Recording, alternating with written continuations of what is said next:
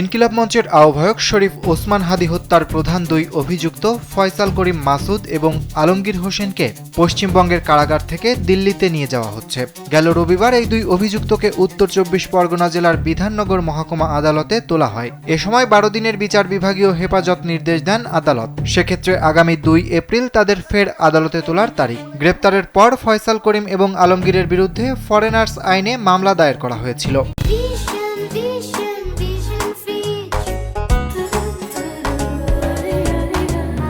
তবে গত রবিবার কেন্দ্রীয় তদন্তকারী সংস্থা এনআইএর পক্ষ থেকে তাদের বিরুদ্ধে নতুন করে আদালতে আবেদন হয়, যেখানে মামলায় আনলফুল অ্যাক্টিভিস্ট আইন বা ইউপিএ আইনের ১৬ এবং ১৮ ধারায় মামলা দায়ের করা হয়েছে। এনআইএর তরফ থেকে আদালতে আবেদন জানানো হয়েছে তারা যাতে কারাগারে গিয়ে তাদেরকে জেরা করতে পারে। আদালত এতে সম্মতি জানান। সংস্থাটি গতকাল আবারও আদালতে আবেদন জানায়। তদন্তের স্বার্থে তারা ফয়সাল এবং আলমগীরকে পশ্চিমবঙ্গের কারাগার থেকে দিল্লিতে তাদের সদর দপ্তরে নিয়ে যেতে চায়। আদালত সেই আবেদনেও সম্মতি দিয়েছে, যার ফলে কার্যত মঙ্গলবার দুই অভিযুক্তকে কলকাতা থেকে দিল্লির উদ্দেশ্যে নিয়ে যাওয়া হয়।